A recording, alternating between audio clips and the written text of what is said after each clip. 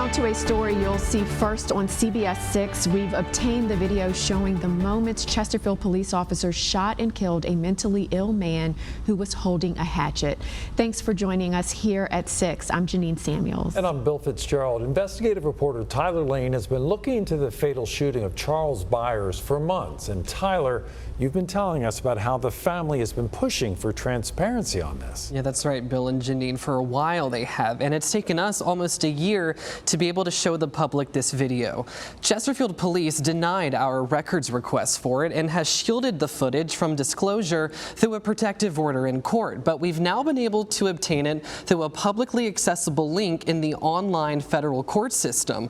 We're going to play for you the full 45-second interaction between Chesterfield officers and Charles Byers. But some context first. This happened on July 8th, 2023 on Wycliffe Road, half a mile from Byers' address. A neighbor reported to 911 that Byers had tried breaking into her house, damaging a window, and that he said he thought it was his family's home. She reported that Byers then tried opening another neighbor's door and went into a third person's garage. The dispatcher reported to police an attempted breaking and entering and a vandalism. 2 officers responded, and the video captures what happens next. A warning, though, some viewers might find this hard to watch. 130 in Mountwood. 130 in Mountwood. He has a weapon in his hand. Hey, drop that now! Do it now! Drop it! Do it now! Come on, boy. Put the axe down. Drop it! Let's go. Put it down, buddy. Drop it! Put it down. Hey, I'll Come take on. left so we can. Huh? Yeah? Come on. Put it down. Put the hatchet down. Go ahead. Put it down. Put it down. Put it down. One at gunpoint, walking backwards toward Atkins. Go ahead, tase him. Put it down now. Tase him. Put it down. Come on. Put it down. This is the moment the officer shoots. We're pausing the video, but you'll hear 5 gunshots. Byers, still holding the hatchet, then turns around to run away, and the officer shoots again. We're pausing that too, but you'll hear 2 more gunshots. 130 shots fired. Byers runs for a few more seconds before dropping to the ground. He was pronounced dead at the scene. Police said out of the 7 total shots, 5 struck Byers' body. Early in their investigation, Chesterfield Police said that Byers, quote, continued to advance on the officers, leaving them no choice but to shoot him, end quote. However, the video does not show Byers advancing. Instead, he's backing away. The family has been critical of the police's handling of the situation and their resistance to share the footage publicly. I want people to be able to make up their own mind. There's a lot of narrative on all different sides.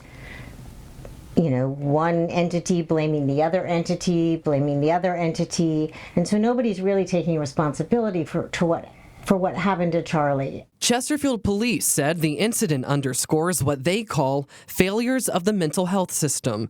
At the time of Byers' death, he was under an active court order to be involuntarily held at a psychiatric facility for up to 72 hours due to his mental illness. However, records show that Chippenham Hospital discharged Byers after just 3 hours, and he was not seen by a psychiatrist. Mentally ill people are mentally ill in the wrong place in the wrong time, and I know the police are here to protect public safety, but sometimes they have to make a quick decision and sometimes they make the wrong decision.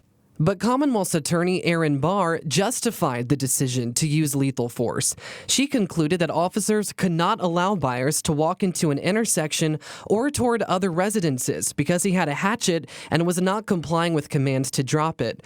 She described Byers as increasingly agitated and that he posed an imminent threat of serious bodily harm. CBS 6 legal analyst Todd Stone viewed the video and said while he understands Barr's decision to clear the officers, he says a different prosecutor could have decided to pursue charges and allow a jury to weigh in. Generally, when you're backing away, you are creating less of a threat, but He was in a residential neighborhood, and the police have a duty to protect the public.